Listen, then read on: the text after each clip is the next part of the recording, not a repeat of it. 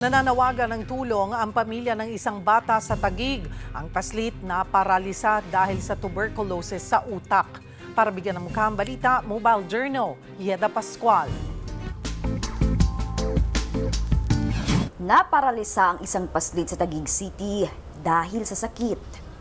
Buwan ng Enero, hindi mawala-wala ang lagnat ng 10 taong gulang na si Aldridge Baguio. Ang nakakabahala, tila di tumatalab ang mga gamot.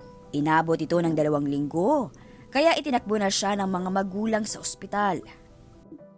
Parang nagsisseizure na po siya noon tapos may mga involuntary movement na po siya. Tapos nung sinitiskan nga po siya, yun nga po na may nakita daw na na namamagang part sa utak niya. Bandang kanan ata po yun. Ang diagnosis ng doktor, TB meningitis o tuberculosis sa utak. Sanhi ito ng kaparehas na bakterya na nagdudulot ng TB sa baga. Yun nga lang kumalat ito sa utak. Sa loob ng 1 buwan, na-confine sa ospital ang bata. Tinubuhan na sa utak si Aldridge para di maipon ng tubig. Sa tubo rin siya kumakain para hindi mapunta sa baga.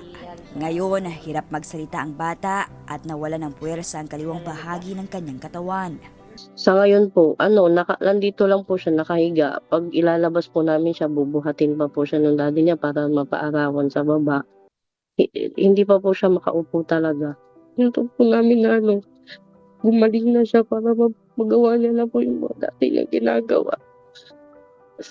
Sabi naman ng mga doktor, mag-i-improve si Aldridge kung tuloy-tuloy ang kanyang gamutan at physical therapy.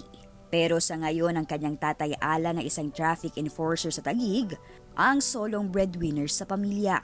Matulungan po sana kami sa yung gamutan niya po kasi yung mga gamot niya po sa kailangan is po.